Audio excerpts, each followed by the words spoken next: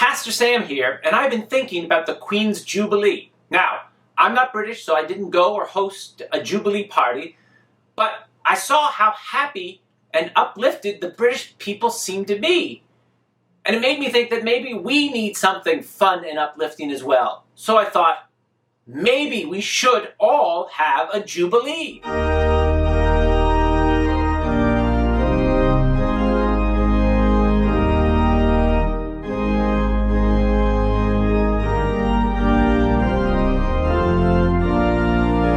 Yes, a Jubilee is silly, but it's fun.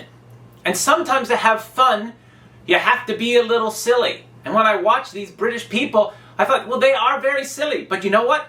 They're having a lot of fun. Town squares were festooned in the country's colors. Pictures of the Queen were everywhere, even on people's shirts. And people did amazing things. Here are two women walking on stilts to celebrate the Queen, and even the mailboxes were decorated for the occasion. Now, what does silly and fun have to do with faith, spirituality, and morality?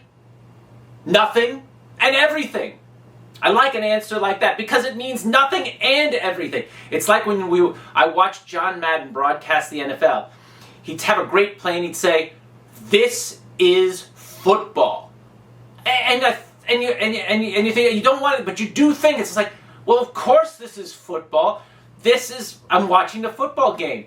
But for some reason, that play, that moment, elevated the game itself to being a football game, to being football. And it made it a lot more fun. And when you have fun, you can relax. And when you relax, you can be more self-reflective about your faith, spirituality, and morality.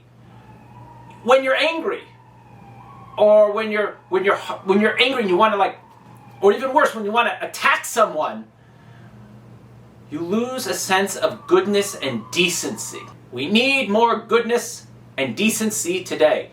That's why I think we should have a Jubilee, even if it's a private Jubilee.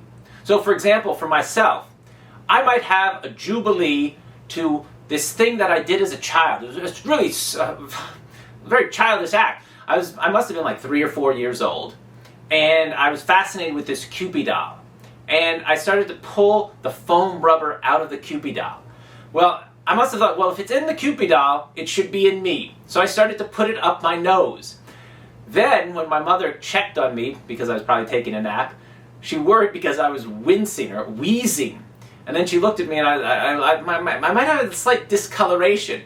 So she panicked and she took me to the doctor. And the doctor examined me, and within a moment, he pulled out a tweezer and started pulling the foam rubber out of my nose. And so, in addition to my mother being relieved, we also realized that we had to put more foam rubber back into the Cupid doll. Why celebrate a Jubilee to a mindless, childish act? Because it'll make you chuckle. You'll relax.